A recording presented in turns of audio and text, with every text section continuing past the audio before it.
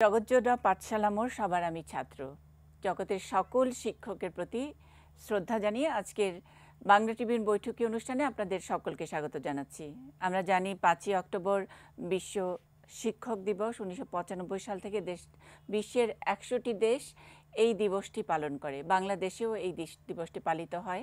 আমরা বিশ্ব শিক্ষক দিবসটাকেই একটু ঘটা করে আলোচনায় আনার জন্যে আজকে একটু দেরিতে হলেও এই আয়োজনটি করেছি। আমাদের আসলে মনের মধ্যে এই শিক্ষকদের প্রতি ভালোবাসার টান এবং সতত শ্রদ্ধা, সেটা প্রতিদিনই শিক্ষকদের জন্যে একটি দিন নয়, সব দিনই। তারপরেও একটু আনুষ্ঠানিকতা, সেই আনুষ্ঠানিকতা ধরেই আজকের আয়োজন বাংলা ট্রিবিউন বৈঠকি অনুষ্ঠানে শিক্ষক একাল সেকাল এই নিয়ে কথা শুনবো। খুব প্রিয় শিক্ষকরা আমাদের সঙ্গে আজকে আছেন। আমি একেবারে স্যারদের দেখে আমি কি বলবো যে মুগ্ধ। আজকে আমার জন্য একটা বিরাট পাওয়ার দিন। যে শিক্ষকরা আমাদের সঙ্গে এখন সংযুক্ত হচ্ছেন, সবার প্রিয় মুখ শ্রদ্ধেয় সৈয়দ মঞ্জুরুল ইসলাম স্যার আছেন, কথা সাহিত্যিক এবং শিক্ষাবিদ। আমরা অধ্যাপক মোহাম্মদ ইউসুফকে পেয়েছি, ঢাকা কলেজের অধ্যক্ষ। আছেন ইউনিভার্সিটি অফ গ্লোবাল ভিলেজ বরিশালের চেয়ারম্যান এবং বোর্ড অফ স্টাডিজ শিক্ষা উদ্যোক্তা ডক্টর মোহাম্মদ ইমরান চৌধুরী, তিনি বরিশাল থেকে যুক্ত হয়েছেন। আমি যদি ভুল না করে থাকি ঢাকা থেকেও হতে পারেন স্যার, আমি জিজ্ঞেস করিনি। আর আর্য ইসমাইল আছেন, তিনি ইউল্যাবের ব্যবসা প্রশাসন বিভাগের জ্যেষ্ঠ প্রভাষক। সকলকে স্বাগত জানাচ্ছি। শিক্ষক একাল সেকাল। আমি শুরু করি সৈয়দ মঞ্জুরুল ইসলাম স্যারের কাছ থেকে।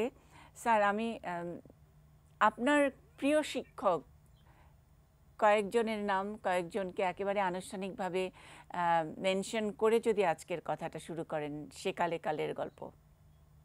আমার প্রিয় শিক্ষকের তালিকা তো দীর্ঘ, আমি জানি স্যার। একেবারে প্রাইমারি স্কুল থেকে শুরু করতে হয়। যারা আমাদের জীবনের ভিত্তি গড়ে দেন তারাই তো প্রধান কারিগর। আমি প্রাইমারি স্কুলে যে সমস্ত শিক্ষককে পেয়েছি তাদের আমি বলতে পারি না। আমি যখন সিলেট সরকারি উচ্চ বিদ্যালয়ে ভর্তি হলাম, তখন যারা আমাদের পড়াতেন ইংরেজি, বাংলা, অঙ্ক, ভূগোল, তাদেরও আমি ভুলতে পারি না। তারপর তো কলেজে যখন এলাম সেখানেও, তারপর বিশ্ববিদ্যালয়ে অসংখ্য শিক্ষক আমাদের জীবন গড়ে দিয়েছেন। আর যখন বিদেশি উচ্চ শিক্ষার জন্য গেলাম, তখনও কয়েকজন শিক্ষক আমার জীবনে অন্তত অত্যন্ত গুরুত্বপূর্ণ প্রভাব ফেলেছে। তো নাম তো অনেক, সেজন্য নাম না বলে আমি আমার শিক্ষকদেরকে গভীর শ্রদ্ধার সঙ্গে স্মরণ করি আজকে। এবং এই বিষয়টি মনে রাখি যে যেভাবে উনি বললেন যে আমরা শিক্ষকদের প্রতিদিন স্মরণ করব, কারণ প্রতিদিন তো তাদের ছাত্রছাত্রীর সঙ্গে একটা সম্পর্ক থাকে, শ্রেণীকক্ষের বাইরে। এবং আমি জানি হয়তো আরজু সেই অবস্থানে এখনো আসেননি, কিন্তু আমি নিশ্চিত ইমরান বা ইউসুফ সাহেব সেখানে এসছেন, যে বাইরে যখন বৃত্তি পাওয়ার জন্য চেষ্টা করে বিভিন্ন বিশ্ববিদ্যালয়ে ভর্তি হতে চায়, তাদের রেফারেন্স লেটার লিখতে হয়। তারপর যখন চাকরিতে যায় তখন তাদের নামটা দিতে, আমার নামটা দিয়ে দিবে। আমি চাকরিতেও তাদের জন্য বৈধ একজন রেফারেন্ট বলা যেতে পারে। সেই হিসেবে আমার শিক্ষকরাও সেই কাজটি করেছেন। ফলে আমরা একটা পরম্পরার ভিতর থাকি। ওই যে পুরোনো দিনে বলা হতো না গুরু শিষ্য পরম্পরা, এই গুরু শিষ্য পরম্পরায় আমার গুরুরা আছেন। আমার পরবর্তী যারা আমার ছাত্রছাত্রী ছিল, শিক্ষার্থী, তারাও আমাকে এখন গুরু মেনেছে কয়েকজন। কিন্তু একেবারে সাম্প্রতিক কালে আমি এসে দেখেছি যে কিছুটা পরিবর্তন হয়েছে, এখন অনেকটা বন্ধু হিসেবে গ্রহণ করতে চায়। কথা তো একই, যে জীবনটাকে একটু সুন্দর করে প্রকাশ করার চেষ্টা করছে, যে তার চেষ্টাগুলি তার অধ্যবসায়ের ফল হাতে পেতে চেষ্টা করছে, তার সহায়তা করার জন্য শিক্ষকরা আছে। সেই কাজটা তো বন্ধুরাই করে। ফলে আমি মনে করি একজন শিক্ষক হচ্ছেন একজন পথপ্রদর্শক, একজন দর্শন চিন্তাবিদ, যিনি দার্শনিক চিন্তাগুলি শেখাবেন, এবং একজন বন্ধু। সেই হিসাবে আমার সকল শিক্ষককে আমি স্মরণ করি। এবং আমি মনে করি আমরা বৃহৎ একটা শিক্ষা পরিবারে আছি, যেখানে শুধু বাংলাদেশের নয়, পৃথিবীর সকল শিক্ষক সংযুক্ত। এই সুযোগে আমি সকল শিক্ষকের প্রতি আমার শ্রদ্ধা জানাই।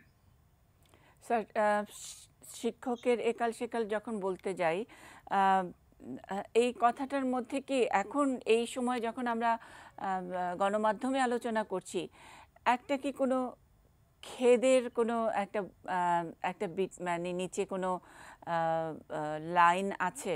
মানে ভেতরে ভেতরে অন্তরের ভেতরে একটা খেদ থেকে কি আমরা শিক্ষকের একাল এবং সেকাল এই বাক্যটি উচ্চারণ করি আজকাল?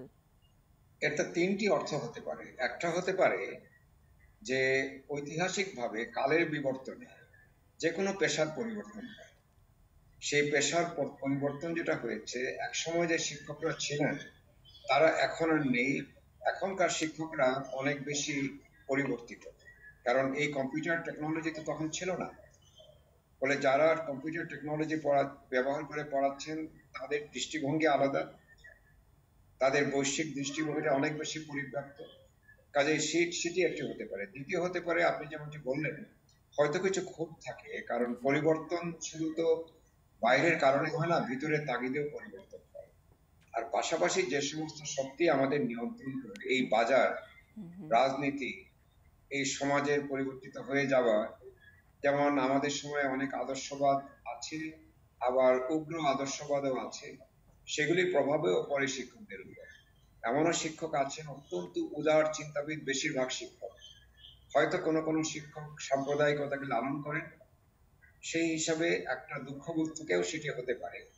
তবে শেষ পর্যন্ত যেটা হতে পারে যে একসময় শিক্ষকরা শিক্ষকতাকে তো ব্রত হিসেবে নিতেন, ঠিক পেশা হিসেবে নয়, কিন্তু এখন পেশা হিসেবে নিতে হচ্ছে। পাশাপাশি এই পেশা যাতে আরো বেশি বৈশ্বিক একটা গ্রহণযোগ্যতা পায়, তার জন্য আমাকে এমন সমস্ত কাজ করতে হয় যেটি করতে একজন শিক্ষক হিসেবে আমাদের খুব স্বতঃস্ফূর্ততার মধ্য দিয়ে যাওয়া যায় না। যেমন এই যে গবেষণা করতে হবে একটা বিশেষ ছাঁচে ফেলে, এই গবেষণা পশ্চিমের ছাঁচ তৈরি করে দিচ্ছে। এটি আমি কি করে সবসময় মনে রাখতে পারি? আমার সংস্কৃতি, আমার জীবন, বাস্তবতা তো সেই অর্থে ওইভাবে নির্ধারিত হয়। শুধু শিক্ষাই কেন এইভাবে নির্ধারিত হয়?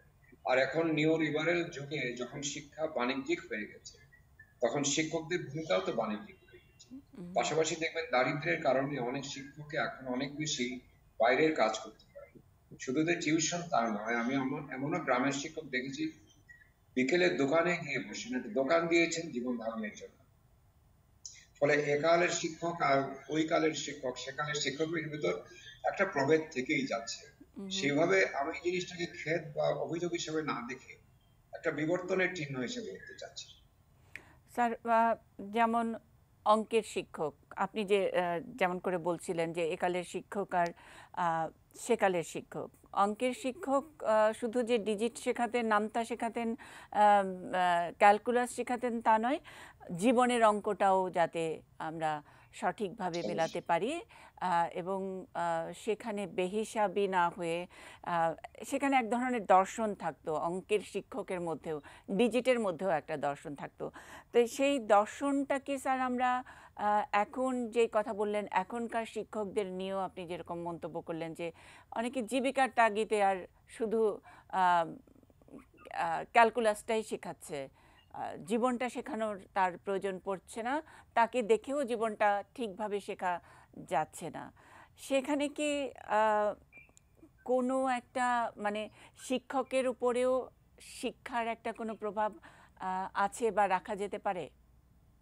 এখানে একটা জিনিস মনে রাখতে হবে যে আমরা মোটা দাগে ফেলে সবাইকে এক কাতারে ফেলে দেওয়া ঠিক নয়। যে সেকালের সকল শিক্ষকই আদর্শ ছিলেন তা কিন্তু নয়, কিন্তু তাদের সংখ্যাটা বেশি ছিল। আবার এই সময় সকল শিক্ষক আদর্শচ্যুত হয়েছে এটি কিছুতেই বলা যাবে না, বা প্রত্যেক শিক্ষকই বাজারের তারা অনুভব করছেন তাও নয়। তবে এখন যে জীবন ধারণের সমস্যাগুলি দেখা দিচ্ছে, বিশেষ করে একজনকে জীবনে থাকতে গেলে কিছু কিছু যন্ত্র ব্যবহার করতে হয়, তাকে আমরা ডিভাইস বলি, সেটি ব্যবহার করতে হয়, সেগুলি খুব আকড়া হয়ে গেছে জীবনের জন্য। মূল্যস্ফীতির এই যুগে একজন শিক্ষক যে বেতন পান তা দিয়ে তিনি জীবিকা নির্বাহ করতে পারছেন, এটাও মনে রাখতে হবে। ফলে সব শিক্ষক যে পথভ্রষ্ট হয়ে গেছেন একেবারেই বলা যাবে না। কিছু শিক্ষক ওই বাজারের প্রলোভনে পড়তেই পারেন, আবার কিছু শিক্ষক জীবন ধারণের জন্য বাজারের শর্ত মেনে নিচ্ছেন, সেটিও হতে পারে। যেমন টিউশন বাণিজ্য, এখন বাণিজ্য হয়ে গেছে, তো আমাদের সময় কিন্তু বাণিজ্য ছিল না।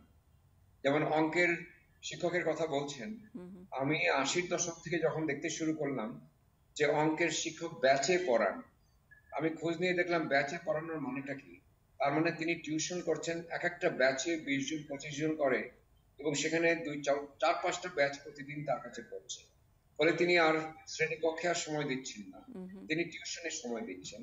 এই কারণে কিছু কিছু বিচলন তো হয়েছে, কিছু কিছু নৈতিক অবক্ষয় আমাদের ভিতর হয়েছে।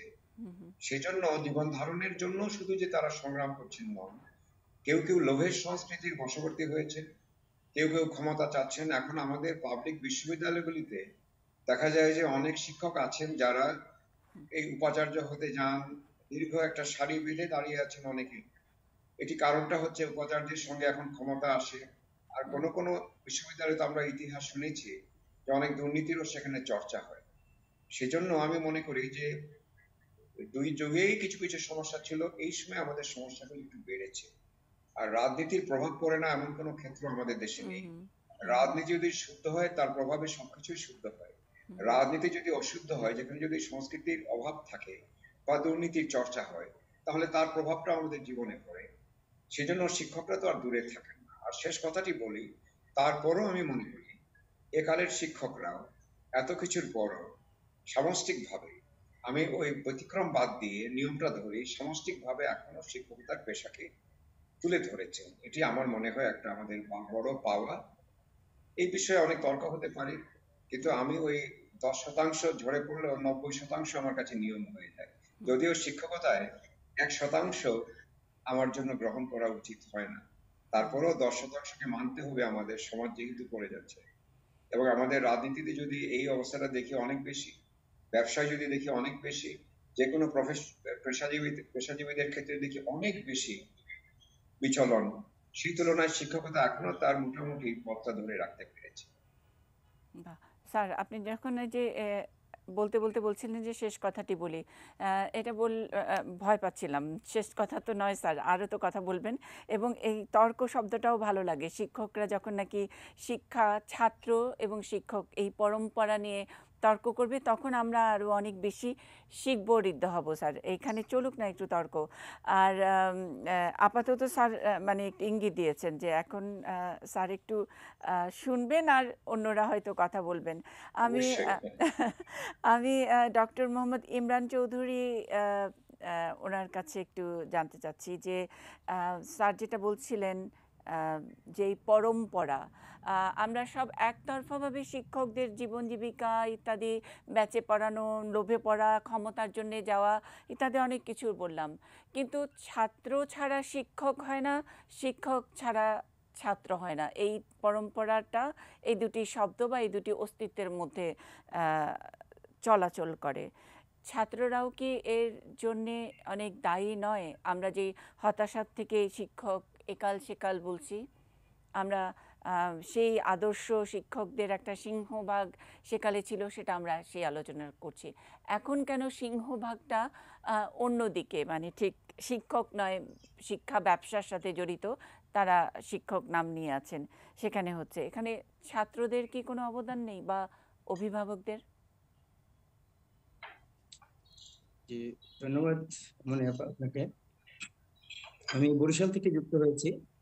আহ, আসলে একজন শিক্ষার্থী শৈশব থেকে শুরু করে একদম উচ্চশিক্ষা পর্যন্ত যারা যান, সেখানে প্রায় শতাধিক বা তার চেয়েও বেশি শিক্ষক একাডেমিক্যালি সরাসরি জড়িত থাকে। এরপরে আরো অনেক শিক্ষক জীবনে জড়িত হয়, যেমন আহ, আপনার আহ, উপাসনালয়ের শিক্ষক হতে পারে, সামাজিক অন্যান্য শিক্ষক হতে পারে। নানাবিধ নানা রকম শিক্ষা আমরা কিন্তু বিভিন্ন মাধ্যমে গ্রহণ করে থাকি। তো শিক্ষক এই শব্দটা আসলে প্রত্যেক মানুষের জীবনে এমন একটা শব্দ এবং এমন একটা বিষয়, যে এই শিক্ষক কিন্তু মানুষের বাহ্যিক পরিবর্তনই করে না, শুধু অভ্যন্তরীণ পরিবর্তনটাও করে দেয়। এবং আমি যদি আমার জীবনের দিকে তাকাই, আমাকে যে আমার জীবনের যে আইডল, সেটা আমার কোনো না কোনো শিক্ষক তৈরি করে দিয়েছেন আমার ভিতরে, আমার অভ্যন্তরে। তা আমরা আমাদের দেশে যে এই শিক্ষা ব্যবস্থা, আপনি যেটা বলছিলেন যে আহ, আহ, শিক্ষার্থীদের অবদান। তারা কোনো অংশে দায়ী কিনা। জি। জি, সেক্ষেত্রে আমি বলবো যে আসলে বাংলাদেশের যে শিক্ষার যে কাঠামো এবং এখানে আপনার এই আহ, সরকারি যে শিক্ষার যে কাঠামো সেখানে কিন্তু আপনি দেখবেন যে বেসরকারি খাতটা কিন্তু অনেক বড়। এখানে কিন্তু আপনার শিক্ষা ব্যবস্থার মধ্যে একটা বড় অংশ হলো বেসরকারি পর্যায়ে পরিচালিত হয়। তো আমরা যে কাঠামোটার মধ্যে দিয়ে এগোচ্ছি আসলে এখানে কিন্তু আমাদের পুরো রাষ্ট্রীয় যে কাঠামো, শিক্ষা ব্যবস্থার যে কাঠামো, সেখানে কিন্তু আমাদের আসলে মূলত দীর্ঘদিন ধরে তেমন কোনো পরিবর্তন আসেনি। যার কারণে আমি মনে করি যে আমাদের যে আমরা যে অবস্থায় এখন আছি এটা কিন্তু আপনার একদম মানে যে খুব ভালো এবং সুখকর অবস্থা তা কিন্তু না। আমরাও একটা প্রতিষ্ঠানের উদ্যোক্তা, সেই হিসাবে আমি বলতে পারি যে আমাদের যে অভিজ্ঞতা সেখান থেকে যে আমরা যে শিক্ষকদেরকে এখন নেই আমাদের শিক্ষা আমার প্রতিষ্ঠানে, অথবা আমরা যারা ফ্রেশ পাশ করে আসে তাদেরকেই আমরা নিয়ে আসি, তাদের যে প্রশিক্ষণ দরকার, তাদের যে শিক্ষার সাথে সাথে দক্ষতা দরকার একজন শিক্ষকের, সেই দক্ষতা যোগ্যোপযোগী না হওয়ার কারণে কিন্তু শিক্ষার্থীদের মধ্যে কিন্তু এটা ছড়িয়ে পড়ে। এবং শিক্ষার্থীরা কিন্তু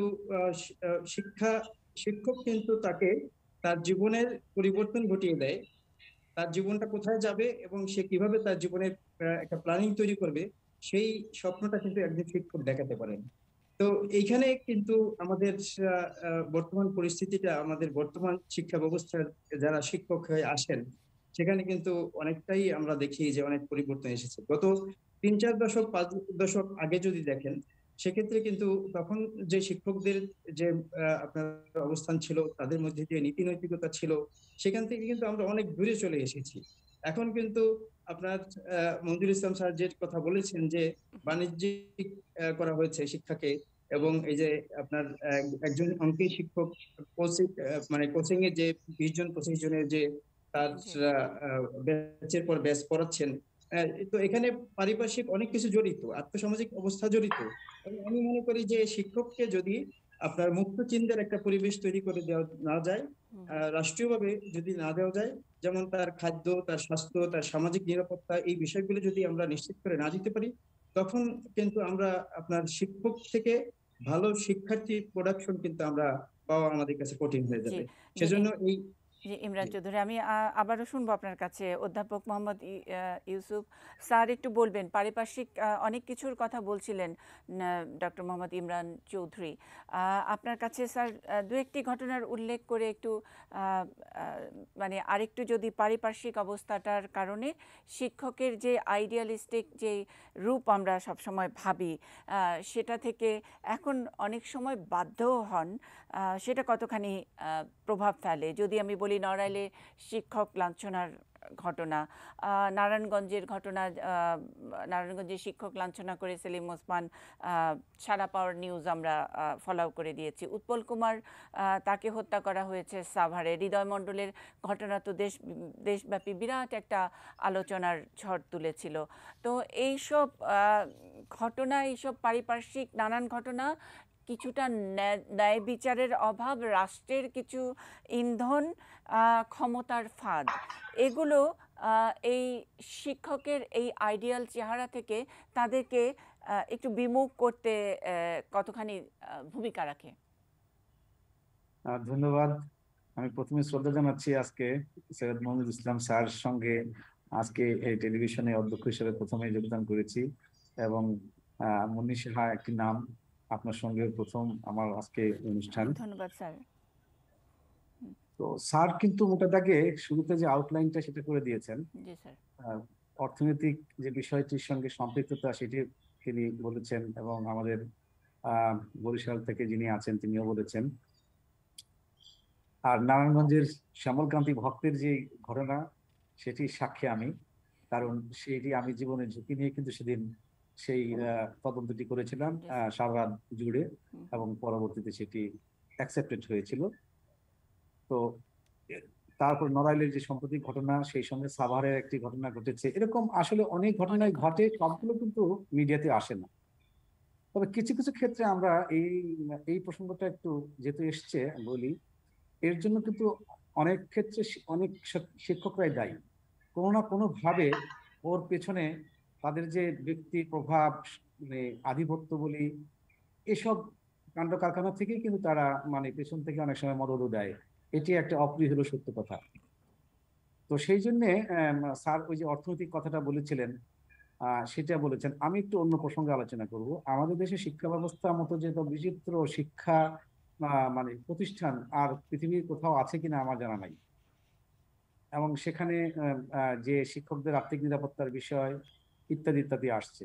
এবং সেকাল, এখানে সেকালের যেহেতু একটি প্রসঙ্গ আছে সেটি একটু বলি স্যার অনুমতি দিলে, যে সেই সময় শিক্ষক হতেন অধিকাংশই কিন্তু উচ্চবিত্ত পরিবার থেকে, এবং দুই একজন হয়তো অন্যভাবে আসতেন। আমি যে শৈশবে যে শিক্ষকদের কাছে পড়েছি তারা অনেকেই, অধিকাংশ মানে আর্থিক দিক থেকে খুব অবস্থা সম্পন্ন ছিলেন। আবার দু একজন কিন্তু সম্পূর্ণ ছিলেন না, তারপর শিক্ষকতার যে বোধ সেটি তাদের মধ্যে ছিল।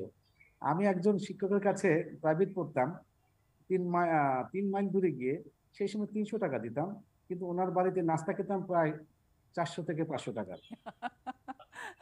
খুব ইন্টারেস্টিং। এবং আমার জীবনের মোড়টা ঘুরিয়ে দিয়েছিলেন আমার প্রাথমিকের একজন শিক্ষক, তার নাম না নিলেই নয়, তিনি কামাল স্যার এবং হানিফ স্যার।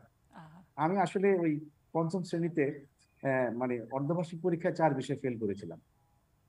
এরপরে বৃত্তি পরীক্ষার জন্য স্থির করা হলো। এখন পড়াশোনা ঠিক মতো পারি না, রাত্রে 1টার দিকে উনি খুব বেদম প্রহার করলেন আমাকে। হ্যাঁ, ওই প্রহারটাই আমার জীবনটাকে ঘুরিয়ে দিয়েছে। এখন তো আর সেটি করা যাবে না। তারপরে হাই স্কুল জীবনেও একজন বিএসসি ছিল স্যার, সেটা সত্যপাত করেছিলেন। আসলে শিক্ষক তো সংজ্ঞাটা খুব ব্যাপক। শিক্ষক তো সবার আগে মা। একদম। আমার মা যে আদর্শ শিক্ষা দিয়েছেন সেগুলো আমি এই আমার এতদূর পথ হেঁটে এসেছি তার আদর্শকে নিয়ে। এবং সেই সঙ্গে একজন প্রাথমিকের মাধ্যমিকের একজন বিএসসি ছিলেন মঈনুল হক স্যার। উনি এসেই ক্লাসে বলতেন আমি হলাম 2.5% বিএসসি। মানে ওই সময় 100 জনে 2.5 জন পাশ করতো বিএসসি। তো উনি এসে এক একটি অঙ্ক 2টা বা 3 নিয়মে 4 নিয়মে এইসবে করতেন। এবং উনি আমাদেরকে খুব এনকারেজিং স্পিচ দিতেন, যে যেটাই করিস ভালোভাবে শিখ, মারামারি শিখলে ভালো করে শিখ, হাসি তামাশা শিখলে ভালো করে শিখ। মানে পরবর্তী দেখলাম যে না, মারামারিতে পয়সা আছে, তো বিখ্যাত হওয়া যায়। রেসলিং যেটাকে আছে, তাই না, কুস্তি আছে, জুডো আছে, অনেক কিছু আছে না। অর্থাৎ উনি ওইটা মিন করে দিয়েছিলেন এবং সেটা কিন্তু আমার জীবনে খুব কাজে লেগেছে। তো স্যার কিন্তু অনেকগুলি প্রসঙ্গ তুলেছেন, ভয় লাগছে কোনটা বলে কি হয়। এখন আদর্শের যে বিষয়টি, এটার সাথে স্যার কিন্তু জুড়ে দিয়েছেন অর্থনীতি একটি বিষয় আছে। কিন্তু স্যার কিন্তু এটাও বলেছেন যে অর্থনীতি একমাত্র কিন্তু মাপকাঠি নয়। যেমন আমার বিশ্ববিদ্যালয় জীবনের শিক্ষক, প্রিয় শিক্ষক অনেকেই আছেন, অনেকে হয়তো মনে কষ্ট নেবেন, ডক্টর মুস্তাফা নুরুল ইসলাম। ওনার একটি সাহিত্য পত্রিকা ছিল সুন্দরম। ওটি আমি অনেকদিন অপেক্ষা করে ওটির আমি এজেন্ট হয়েছিলাম, আসলে উদ্দেশ্য স্যারের সান্নিধ্য পাওয়া। তো এই যে পার্সোনালিটি, কি অসাধারণ! ডিপার্টমেন্টে যাই থাকুক না কেন উনি ঢুকলে সব স্তব্ধ। জীবনে কোনোদিন ডিন ইলেকশন করেননি, ভিসির কথা চিন্তা করেননি। ওনাকে পিয়ন যখন বেতনটা দিতেন উনি কখনোই গুনে নিতেন না। এবং আমি যে ওনার পত্রিকা বিক্রি করে তাকে টাকাটা দিতাম, উনি জিজ্ঞাসা করতেন না যে কয়টা বিক্রি হলো, কয় টাকা দিলে বাবা। এখন আছে, এখনো আছে, আমরা আছি। কিন্তু ওই যে অভিভাবকের একটি প্রসঙ্গ আসলো, সে অভিভাবকরা কিন্তু দায় আছে এখানে। এখন অর্থনৈতিক দিক থেকে বেসরকারি শিক্ষা প্রতিষ্ঠান অনেক ব্যাপক হয়েছে, শিক্ষার ধরন পাল্টেছে, শিক্ষার মান পাল্টেছে। এখন বেতের ব্যবহার করা যাবে না, আবার আমরা অসৎ উদ্দেশ্যে বেতের ব্যবহার করি, আবার কেউ কেউ রাজনীতি করতে পারি, সেখানে ভোট করতে পারি, নানান বিষয়। এবং নড়াইলের ঘটনার পিছনে ওসব কিন্তু কিছু ছিল ম্যাডাম, আপনি জানেন নিশ্চয়ই। তো যার কারণে এখন আমাদের রাষ্ট্রীয়ভাবে আমাদেরকে আসলে প্রশিক্ষিত করতে হবে। একটি কথা বলে আমি শেষ করব, আমরা আসলে দৈবাত শিক্ষক হচ্ছি।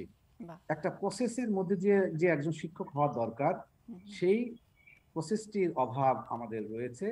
আমাদের রাষ্ট্রীয়ভাবে ভাবতে হবে কারা শিক্ষক হবেন, তাদের মানে জীবনপঞ্জি কি, আসলে তিনি শিক্ষক হওয়ার উপযুক্ত কিনা, এবং তার যে নৈতিক যে মনোবল সেটি আছে কিনা, যে কোনো বিষয়ের মধ্যে লোভ এসব ত্যাগ করতে পারবেন কিনা, এগুলো আমাদের ভাবতে হবে। তা না হলে আমাদের এই যে সামগ্রিক শিক্ষকতার যে পেশা, সেটার উৎকর্ষতা যেমন হবে না, ঠিক তেমনি কারণ একজন শিক্ষার্থী কিন্তু শিক্ষককেই সবচেয়ে আইডল ধরে। এবং বিশেষ করে প্রাথমিক এবং মাধ্যমিক পর্যায়ে একজন শিক্ষকের প্রভাব আহ, সাংঘাতিক ব্যাপার। ওই যে বললাম, ডক্টর মুস্তফা ইসলাম স্যার, আমার প্রফেসর কাইম স্যার, তাদের আমার ডক্টর হায়াত মাহমুদ, শ্রদ্ধার সঙ্গে যার নাম স্মরণ না করলেই নয়। আমি আমার কর্মজীবনে চেষ্টা করছি তাদের সেই আদর্শকে লালন করার জন্য। কতটুকু পারছি, হয়তো চাকরি জীবন যখন শেষ হবে তখন মূল্যায়ন হবে, তবে নিরলস চেষ্টা করে যাচ্ছি যেন ওরকম হতে পারি। আর কিছু না পারি যেন একজন সহকর্মী, একটি ছাত্র যেন মনে করে আমার প্রিন্সিপাল সৎ, আমার প্রিন্সিপাল কিছু নৈতিক মূল্যবোধকে চর্চা করে, তার সামনে গিয়ে উল্টাপাল্টা কথা বলা যাবে না এবং এগুলোকে তিনি অ্যালাউ করবেন না। এরকম আমাদের শিক্ষকরা এগিয়ে আসতে হবে। আর ওই যে অর্থনৈতিক বিষয়টি আছে, সেটা নিশ্চয়তা দিতে হবে এবং টিচার্স রিক্রুটমেন্ট যেটি, সেটাকেও অত্যন্ত উন্নত করতে হবে। তাহলেই কেবল আমরা আগের যে শিক্ষকদের কথা বলছি সেই শিক্ষকদের কাতারে আমরা নিতে পারবো এবং অদূর ভবিষ্যতে বাংলাদেশকে এগিয়ে নিয়ে যেতে পারবো। এবং শিক্ষক হওয়ার আগে দেখতে হবে তার ভিতরে মুক্তিযুদ্ধের চেতনা, দেশপ্রেম এবং মানবিক মূল্যবোধ এবং সহানুভূতিশীল কিনা তিনি, নাকি তিনি শুধু অর্থের জন্যই শিক্ষকতা আসছেন। সুতরাং এই বিষয়গুলি ভাবতে হবে। এবার স্যারের কাছে ছেড়ে দিলাম। অসাধারণ। স্যারের কাছে ফিরে যাব। আমাদের আরেকজন অপেক্ষাকৃত তরুণ শিক্ষক, তার কাছে তো তারুণ্যের শিক্ষকতার অভিজ্ঞতা, সেটা তো আমরা একটু শুনতেই চাই। আরজু ইসমাইল, ডিভাইসের কথা স্যার বলছিলেন, সৈয়দ মঞ্জুরুল ইসলাম স্যার, এবং সেটার কারণে মানে কোথাও যেন আমাদের মনে হয় যে এখন ডিভাইসের কারণে আমাদের যে এমপ্যাথি, আমাদের যেই সহমর্মিতার ব্যাপার, সেটা একটুখানি কম। সভ্যতা, ভব্যতা, শিক্ষক শ্রদ্ধা, সেই সব ব্যাপারগুলোর ঠিক আমাদের এখনকার শিক্ষার্থীরা ঠিক ওইভাবে চর্চায় পাচ্ছে না। এটা একটা মাঝখানে একটা ডিভাইস এসে দাঁড়িয়েছে। ডিভাইস কি কোনোই ভালো কিছু দেয় না? একজন ইয়াং শিক্ষক হিসেবে আপনার অভিজ্ঞতা শুনতে চাই। নিশ্চয়ই। প্রথমত আজকে যারা আছেন অনুষ্ঠানে, Syed Manzurul Islam sir, Yusuf sir, Imran sir এবং মনীষা আপা, আপনাকে অসংখ্য ধন্যবাদ জানাচ্ছি এরকম একটা অনুষ্ঠানে আমাকে আমন্ত্রণ জানানোর জন্য। আর আপনি যেটা বললেন এটা ভীষণ ইন্টারেস্টিং একটা পার্সপেক্টিভ এবং অবশ্যই ভীষণ ক্রুশাল একটা টপিক। প্রথমত আমি বলবো এই ডিভাইস যেটাকে আমরা মাঝখানে নিয়ে এসেছি আছে, এই ডিভাইসটা ছাড়া কোভিড এর টাইমে যে গত 2 বছর আমরা কিন্তু হারিয়ে ফেলতাম। একদম, আমরা সম্পর্কটাই হারিয়ে যেত, ছাত্র শিক্ষকের সম্পর্কটা হারিয়ে যেত। জি, একেবারে হারিয়ে যেত। আমরা প্রাণপণ চেষ্টা করেছি ওদেরকে আগলে রাখার, ওদেরকে হারিয়ে না ফেলার। কারণ কোভিড-19 এর সময়টা বিশ্বব্যাপী, শুধু বাংলাদেশে তো না, বিশ্বব্যাপী এটা আমাদের জীবনকে একেবারে অনেক ডিমেনশনে আমি বলবো পরিবর্তন করে দিয়েছে।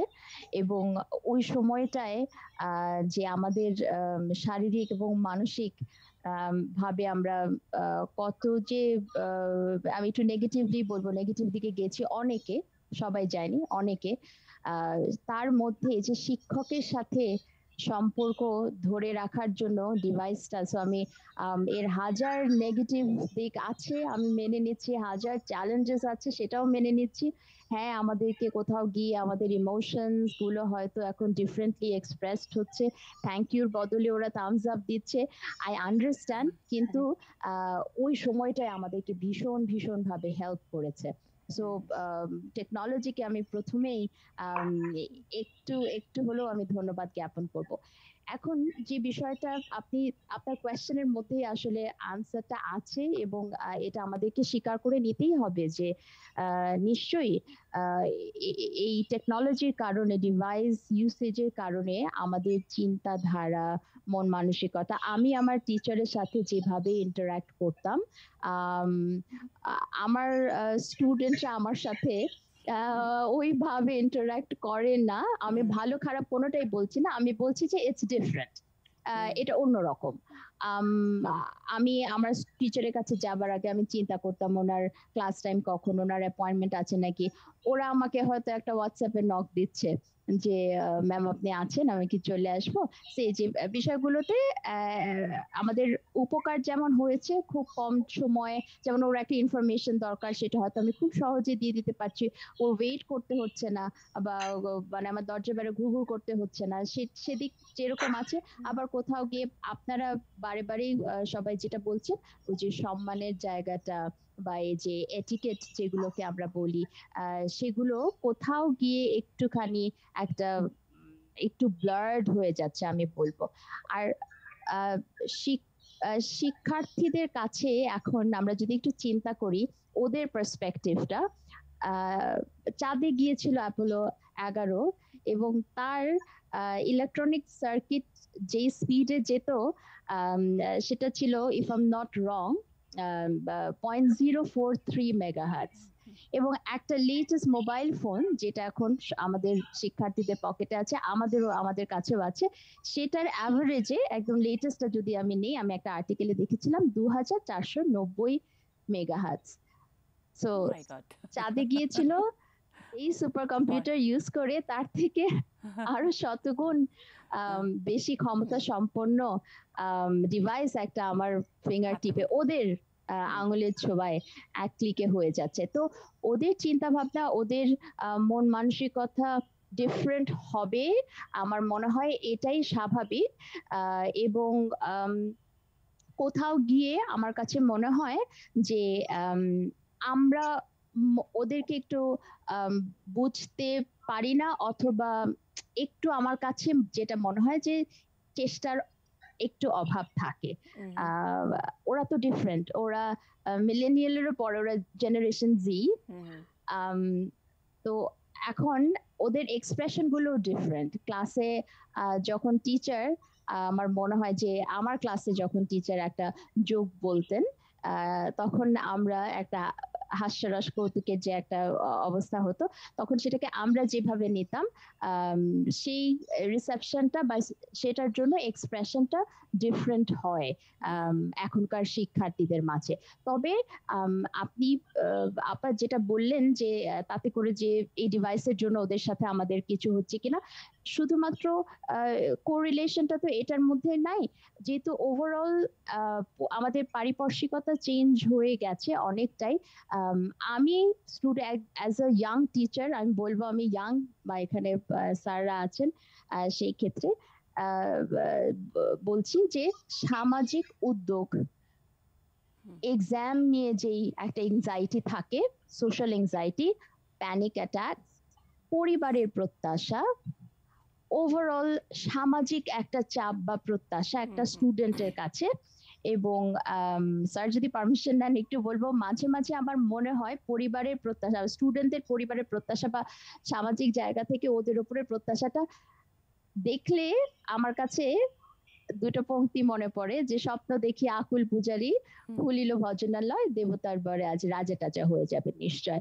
মানে তার যে এই যে স্কুল থেকে সে এত দূর আসলো, যেহেতু আমি আন্ডার গ্রাডের ক্লাসেস নিচ্ছি, আমি সেই পার্সপেক্টিভ থেকে বলছি যে এই যে একটা বাচ্চা 3-4 বছর থেকে, আমি যদি আর্লি লার্নিংটাও কনসিডার করি, সেখান থেকে যে পড়াশোনা করে আজকে এই জায়গাটায় এসেছে, একটা 18 বছরের বয়সী শিক্ষার্থী ক্লাসরুমে, ওর কাছ থেকে আমি দুম করে হঠাৎ করে কিন্তু অনেক কিছু ডিফারেন্ট আশা করাটা ইমপ্র্যাকটিক্যাল, বিকজ ওর গ্রুমিংটা ডিফারেন্ট হয়েছে, এবং পরিবারের দায়বদ্ধতাও এখানে অনেকাংশে আছে আমার মনে হয়, এবং এগুলোর একটা আউটপুট আমরা দেখতে পাই। যে আমার একটা ছোট্ট প্রশ্ন আছে এই ক্ষেত্রে, যে আপনি সুপার কম্পিউটারের সঙ্গে তুলনা করলেন, মানে অ্যাপোলোতে যাওয়ার কম্পিউটারটা আর আমাদের বাচ্চাদের হাতের যে সুপার কম্পিউটার, সেটাতে এক ধরনের আমাদের একটু আত্মতৃপ্তিই আছে, আমরা যারা একটু বয়স, যে মনে হচ্ছে আজকের বাচ্চারা, আজকের স্টুডেন্টরা কত অ্যাডভান্স, সেগুলো নিয়ে খেলতে হয়। কিন্তু মানুষের মন, বোধ, আহ, মাথার মধ্যে যেই জিনিসগুলো খেলা করে সেগুলোর উপরে তো আর কোনো সুপার কম্পিউটার হয়নি, মানে না। এবং এই যে শ্রদ্ধা, ভালোবাসা, বোধ, চোখের পানি, কান্না, এইগুলোর জি, তো হলো পরীক্ষিত, মানে বিজ্ঞানের উপরেও সুপার বিজ্ঞান এখানে। সেগুলোর নিশ্চয়ই জন্য কি নিশ্চয়ই। আপনি একজন শিক্ষক হিসেবে কখনো আসলে টেনশন ফিল করেন কিনা যে আমরা সুপার কম্পিউটার নিয়ে অনেক বেশি আপ্লুত থাকছি, কিন্তু আমাদের এই জেনারেশন, মিলেনিয়াম জেনারেশনেরও পরেরটা, এরা জি, এরা তো এগুলোর থেকে জেনারেশন সি। বঞ্চিত হচ্ছে, একজন শিক্ষক হিসেবে কি আপনাকে ভাবায়? ডেফিনেটলি। আমি যেটা বলতে চেয়েছি যে ওদের কাছে, যার কাছে নাকি এত পাওয়ারফুল একটা ডিভাইস আছে যে সেকেন্ডের মধ্যে হাজারটা ইনফরমেশন দেখে দেখে ফেলতে পারছে, যে আমার একটা জানতে হলো কোথায় এবং আমি 1 সেকেন্ডের মধ্যে এতগুলো ইনফরমেশন পেয়ে যাচ্ছি। হুম। আমি বলতে চাচ্ছিলাম যে তার চিন্তা ভাবনা বা তার এক্সপ্রেশনের জায়গাটা ডিফারেন্ট, ওটা আমরা বুঝতে পারছি কিনা। বাট ডেফিনেটলি আপনি যে কোয়েশ্চেনটা বললেন এটা তো একটা বিগ বিগ বিগ কনসার্ন। এবং শিক্ষক হিসেবে আমাকে নিশ্চয়ই সেটা তীব্রভাবে ভাবায়। আম, এবং আমার কাছে সবসময় যেটা মনে হয় সেটা হচ্ছে আম, যে এখনকার জেনারেশন, যেটা জেনারেশন জি, ওরা আমার কাছে অ্যাজ এ টিচার আমি ফিল করি খুব বেশি সংবেদনশীল, বেশি মাত্রায় সেন্সিটিভ, এবং মোস্ট অফ দ্য টাইম আমরা যেটা পারসিভ করি যে ওরা হয়তো আমাদের কাছে ঠিক মতন মানে ওই যে শ্রদ্ধার জায়গাটা এরকম, বাট আমি আরেকটা লেন্সেও দেখি, সেটা হচ্ছে যে ওদের কথা শোনার সময়টা আমাদেরও কম। বাহ। আম, আহ, সেটা পরিবারের জায়গা থেকেও, এবং সত্যি কথা শিক- সেটা শিক্ষকদের শিক্ষকের জায়গা জায়গা থেকে থেকেও। সময়টা, যেটা স্যাররাও বললেন যে আমরা হয়তো একটু বাণিজ্যিক কারণে আমাদের সময়ের মানে যথেষ্ট স্বল্পতা রয়েছে শিক্ষার্থীদের জন্য, আমরা যেটা যতটুকু দেয়া দরকার ততটুকু দিতে পারছি না, সেটাও হতে পারে। সো ওদের কথা শোনার সময়টা আমাদের মানে এটা একটা সামাজিক দায়বদ্ধতা জায়গা থেকে আমি বলতে পারি আমাদের সবারই মনে হয় কম, এবং সেই কারণে আম, ওদেরকে বোঝাতে পারছি না। রাইট, মানে সময়টা কম না, সময়টা সবার জন্যই 24 ঘন্টা, আপনার জন্য, আমার জন্য, সবার জন্য। আমরা বোধহয় বেশি, জি, মানে বিক্রির সময়, মানে সময়টা অনেক বেশি বিক্রি করার জন্যেই উঠে পড়ে থাকছি, যে সময়ের যে একটু সময় দেওয়া দরকার সেটা বুঝতে পারছি না। আমি জি, আবারও সৈয়দ মঞ্জুরুল ইসলাম স্যারের কাছে যাই, দুইটি জায়গা। স্যার, ইউসুফ স্যার বললেন যে প্রসেসটার মধ্যে শিক্ষক হওয়ার একটা যে প্রয়োজনীয়তা, সেই প্রসেসটার আসলে মধ্যে আমরা হচ্ছি না। ওই বিষয়টা নিয়ে প্রসেসটা স্যার কি শুরু করার আদৌ সময় আছে কিনা? আর আরেকটি স্যার, একটা একেবারে ব্যক্তিগত কিউরিওসিটি স্যার আমার, যে শিক্ষক তো ছাত্রের, মানে ভক্তের অধীন হও, হও পরাধীন, ওই এসো ভক্তের অন্তরে, মানে এই মুর্শিদকে চেনার জন্য তো ভক্ত দরকার, শিক্ষককে চেনার জন্য তো ছাত্র দরকার। একজন সক্রেটিসের প্লেটো না থাকলে শিক্ষকেরও শিক্ষক, সেই সক্রেটিসকেও আমরা জানতে পারতাম না। আপনারাও কি স্যার কখনো মনে মনে একদম মনের মতো ছাত্র ছাত্রীর জন্য কি আকাঙ্ক্ষা করেন, মানে সেটারও কি কোনো দিবস থাকে? এটা একদম ব্যক্তিগত কিউরিওসিটি স্যার। আচ্ছা, প্রথম প্রশ্নটার উত্তর আগে দেই। প্রসেসের যেটা কথা বলা হলো, আমি যে গুরু শিষ্য পরম্পরার কথা বলেছিলাম, তখন শিষ্যরা গুরুকে দেখে তৈরি হতো। একদম। এক সময় প্রসেসটা তো যান্ত্রিক ছিল না। যদি কেউ শিক্ষকতাকে ব্রত হিসেবে নেয়, তখন সে সেই পদ্ধতির ভিতর নিজে থেকেই পড়ে যাবে। তার মানসিক প্রস্তুতি খুব গুরুত্বপূর্ণ, তার নৈতিক প্রস্তুতি খুব গুরুত্বপূর্ণ, তার সংবেদনশীলতা থাকতে হবে, তার শোনার ক্ষমতা থাকতে হবে। এগুলি কিন্তু আমাদের সময় শিক্ষকরা দেখতাম, হয়তো মনে হতো যে তারা শুনছেন না, কিন্তু এক সময় হয়তো তারা রাগ করে চলে গেছেন, কিন্তু ঠিকই পরের দিন এসে পিঠে একটা হাত দিয়ে গেছেন আমাদের। অর্থাৎ এটি কোনো যান্ত্রিক একটা পদ্ধতির ভিতর আমরা ফেলিনি কখনো। সেজন্য সেটি সবচেয়ে ভালো কাজ করতো। যে কথাগুলি আরজু বলে তার সঙ্গে 100 ভাগ একমত। এখনকার শিক্ষার্থীদের ভিতর সংবেদনশীলতা তীব্র, কারণ তারা অনেক সময় উপেক্ষিত, তাদেরকে ভালোভাবে বোঝা হয় না। প্রজন্মের ব্যবধান অনেক বেড়ে গেছে এখন। আর যে ডিভাইসের কথা বলা হলো তাতে কিন্তু প্রজন্মের ব্যবহারটা আরো তীব্র হয়েছে, ফলে ওই বোঝার জানার জায়গাটুকু অভাব হয়ে গেছে। তবে আমি মনে করি যেটা মোহাম্মদ ইউসুফ বলছেন, অধ্যাপক ইউসুফ চমৎকার কথা বলেছেন যে প্রসেসটা এখন দরকার হবে আমাদের। কারণ এই যে যেটা আরজু যে কথাগুলি বললো, এটি বোঝার জন্য তো একটা মনস্তাত্ত্বিক পর্যবেক্ষণের প্রয়োজন, মনস্তাত্ত্বিক একটা প্রশিক্ষণেরও প্রয়োজন। কারণ আমি একজন শিক্ষক হিসেবে একজন কাউন্সিলর, আমি তাকে পরামর্শ দিই। মনস্তাত্ত্বিক একটা কঠিন সমস্যা দেখা দিলে তাকে আমি অনেক সময় পরামর্শ দিই, তাকে সমাধান করে দেওয়ার একটা চেষ্টা করি। সেই প্রস্তুতি আমার না থাকলে আমি হিতে বিপরীত হতে পারি। আগের সময় তো সেটি ছিল না, পরিবারগুলি একেবারে শক্ত দাঁড়িয়ে থাকতো একটা শিক্ষার্থীর পিছনে। এখন অনেক পরিবার কিন্তু একজন মাত্র পিতা বা মাতা, তাদের সময়টা কোথায়? শহরগুলিতে তো সময়ের খুব অভাব, যেটা আমরা একটু আগে বললাম। আমি জানি আমাদের অনুষ্ঠানের সময়ও কমে আসছে। তো এই জন্য এই পদ্ধতিটা আমাদের দরকার, এই জন্য প্রশিক্ষণের দরকার, কিভাবে ক্লাসরুমে যেতে হবে, কিভাবে পড়াতে হবে, কিভাবে প্রযুক্তি ব্যবহার করতে হবে, এগুলি খুব প্রয়োজন এখন জানাটা। দ্বিতীয় জিনিসটা হচ্ছে যে শিক্ষার্থীদের কাছ থেকে আমরা আমাদের প্রত্যাশাটা কি, এই তো আমি মনে করি একজন শিক্ষক তার ক্ষমতাটা আছে, যদি না থাকে তার শিক্ষকতা আসার কথা না। এবং আমি দেখেছি শিক্ষকরা যেভাবে নিজেদের আবিষ্কার করেন, শিক্ষার্থীরাও সেভাবে নিজেদের আবিষ্কার করেন। একজন শিক্ষকের সেই ক্ষমতা আছে যে একজন শিক্ষার্থীকে স্পর্শ করার। সেই জন্য যে কথাটা আপনি একদম শুরুতে বলছিলেন, এমপ্যাথির কথাটা, এমপ্যাথি হচ্ছে সমব্যথা এবং সমবেদনা, শুধু তা নয়, সহমর্মিতা। একটা অবস্থানে গিয়ে দুজন একই অবস্থানে থেকে পরস্পরকে বোঝা, যদি সেটি আমার থাকে, যদি সত্যি সত্যি এই সময়ের শিক্ষার্থীদের সঙ্গে আমি ওইভাবে তাদের সঙ্গে ব্যবহার করি, তাদের আস্থাটা অর্জন করতে পারি, তখন তারা আমাকে মনে রাখবে। এখন সেই পোশাকের সম্পর্কের দিন শেষ হয়ে গেছে। এখন গুরু বলে সহজে কেউ কাউকে স্বীকার করবে না, আমি সেটা খুব খুশি। কারণ একটা সময় থাকে তার পরিবর্তন দরকার। এখন যেটি হয়েছে, যদি আমি বন্ধু হিসেবে তার কাছে অনেক বেশি কার্যকর হতে পারি, কেন নয়? আমাকে একটা উচ্চ আসনে বসে তারা নিম্ন আসনে বসবে, সেই দিনও শেষ হয়ে গেছে।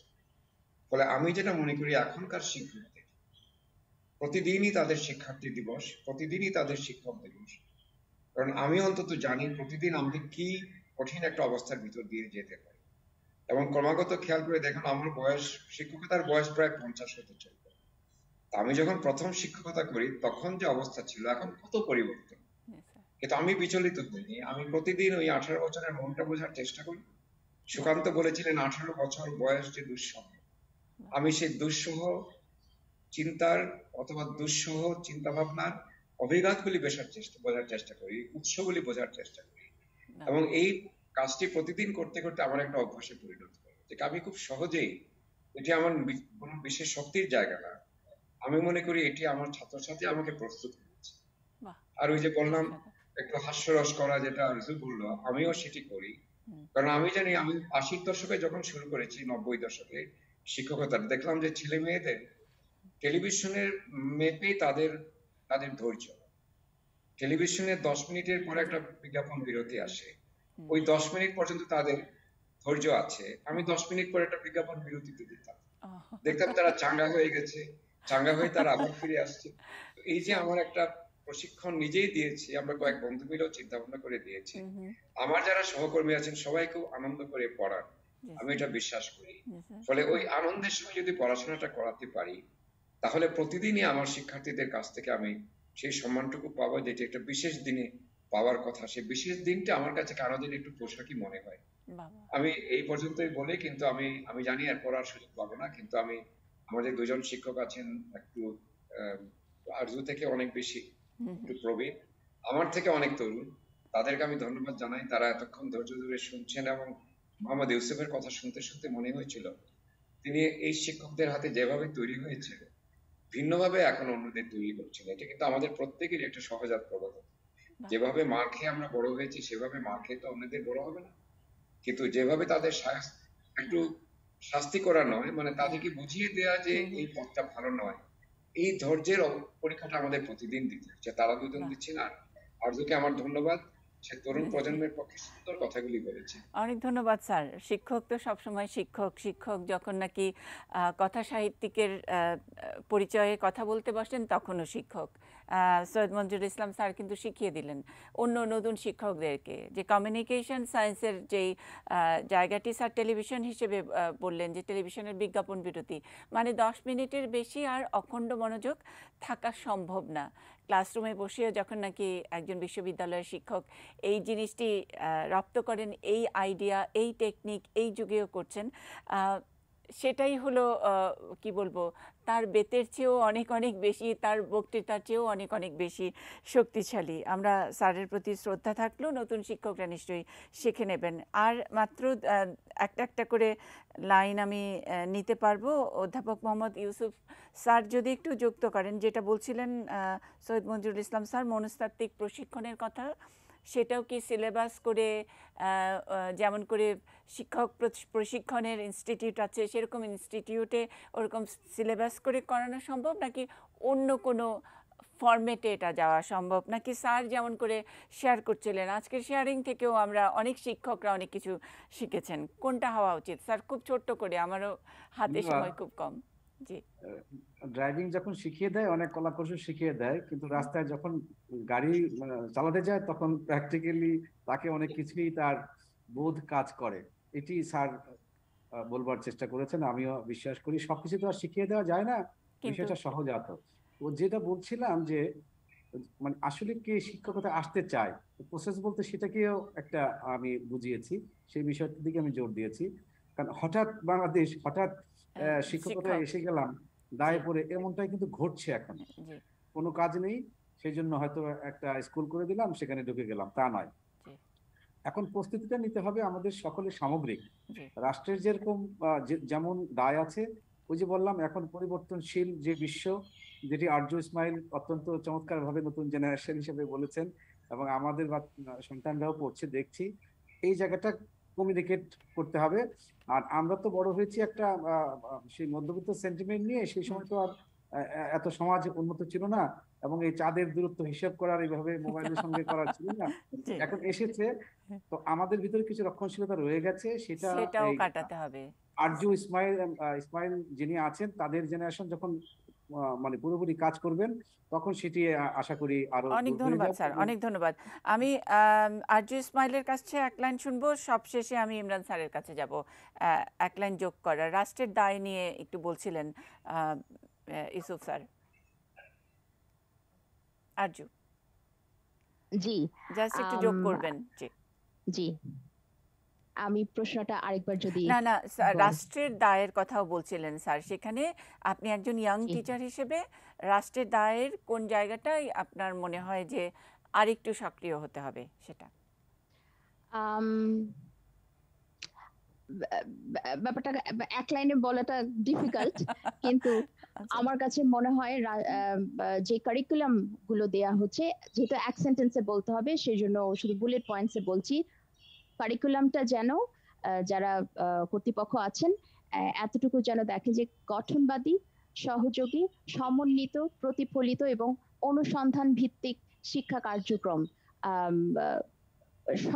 সর্ব শ্রেণীতে হচ্ছে কিনা, একেবারে ছোট থেকে শুরু করে উচ্চতর পর্যায়ে এই জিনিসটা যদি একটু দেখা হয়, তাহলে আমার মনে হয় আমরা ভালো কিছুর দিকে যাব। অনেক ধন্যবাদ ডক্টর মোহাম্মদ ইমরান চৌধুরী, একেবারে বরিশাল থেকে, ওখানকার অভিজ্ঞতার ধরে যদি আপনি কিছু যোগ করার থাকে এখানে। যে আমি যোগ করবো যে শিক্ষায় আসলে শিক্ষকদের পিছনে বিনিয়োগ বাড়ানো দরকার। যে সমস্ত দেশ শিক্ষায় এগিয়ে আছে তাদের দিকে নজর দিলে দেখা যাবে যে তারা শিক্ষায় প্রচুর পরিমাণ বিনিয়োগ করে। এই বিনিয়োগটা কিন্তু ফিরে আসে এক সময়, হয়তো 1 দশক বা 2 দশক পরে কিন্তু বিনিয়োগের একটা সুফল ফিরে আসে। সেটা আমাদের যদি সেই সুফলটা নিতে হয় তাহলে আমাদের এখন থেকেই বিনিয়োগটা শুরু করা দরকার, যাতে আমরা আপনার শিক্ষার বিনিয়োগের মাধ্যমে একটা ভালো জাতি গঠন করতে পারি। এবং শিক্ষার একটা কাঠামো, নতুন একটা কাঠামো দরকার, যেটা নিয়ে বাংলাদেশ আগামীতে আগামী 20 বছর 25 বছর পরে একটা নতুন বাংলাদেশ ফিরে পাবে। অনেক ধন্যবাদ। শিক্ষক একাল সেকাল আলোচনায় আমাদের শ্রদ্ধেয় শিক্ষকরা অনেক কিছু বললেন। রাষ্ট্রের দায়, বিনিয়োগ বাড়ানো, কাঠামো, সিলেবাসটা ঠিকঠাক করে হচ্ছে কিনা সেটাও দেখা তো দায়িত্ব আছেই। পাশাপাশি শেয়ারিংয়ের ব্যাপারটাও যে কতখানি গুরুত্বপূর্ণ সেটা আজকে শিক্ষক দিবস উদযাপন উপলক্ষে আজকের বৈঠকের আলোচনা থেকেও আমরা বুঝতে পেরেছি। কিন্তু সব কিছুই আমাদের আলোচকরাও বলেছেন মা হলো সবার আগে সবচেয়ে বড় শিক্ষক, তারপরে যিনি গুরু, যিনি আমাদেরকে বর্ণমালা শেখান, আর ঘর হলো সব প্রথম স্কুল। ঘর থেকে এই বাংলাদেশেরই এই বাংলারই রেওয়াজ যে হাতেখড়ি একটা ব্যাপার। হাতেখড়িটা মানে শুধু একটা স্লেটের উপর অ আ ক খ বা ABCD লিখে দেওয়া তা নয়। ওই হাতেখড়ি অনুষ্ঠানটার মধ্যে এক ধরনের শপথ নেওয়াতে হয়, বাচ্চাদেরকে বুঝিয়ে দেওয়া হয় সারা জীবন যেন একজন আদর্শ শিক্ষক বা আদর্শ শিক্ষকের আমরা দেখা পাই। এবং আমিও ছাত্র হিসেবে যেন একজন ভালো আদর্শ শিক্ষকের অধীন অবনত একজন ভালো ছাত্র হতে পারি, সেটি একটি শপথের অনুষ্ঠান। এটিও যেন যদি ঘরে ঘরে আমরা শুধু চর্চা করি তাহলেও কিন্তু শিক্ষক এবং ছাত্রের সম্পর্ক একাল সেকাল নিয়ে যেই আক্ষেপ, সেই আক্ষেপটা থাকবে না। এমপ্যাথি চলে যাওয়ার যেই একটা ক্ষোভ রাগ আছে সেটা হবে না। টাচ আমাদের একজন শিক্ষক পিঠ চাপড়ে দেওয়ার পরে যে আমরা পরের দিন পড়াশোনায় আরও বেশি মনোযোগ হয়ে ওঠার যে দারুণ একটা অনুভূতি, সেই অনুভূতি বাংলাদেশ থেকে হারিয়ে যাবে না। সবাইকে আবারও অনেক অনেক শ্রদ্ধা এই অনুষ্ঠান দেখার জন্য। শিক্ষক দিবসকে মাথায় রেখে আমাদের এই অনুষ্ঠান, সকল শিক্ষকের প্রতি আমাদের অপার শ্রদ্ধা জানিয়ে আজকের অনুষ্ঠান শেষ করছি। ভালো থাকবেন সবাই।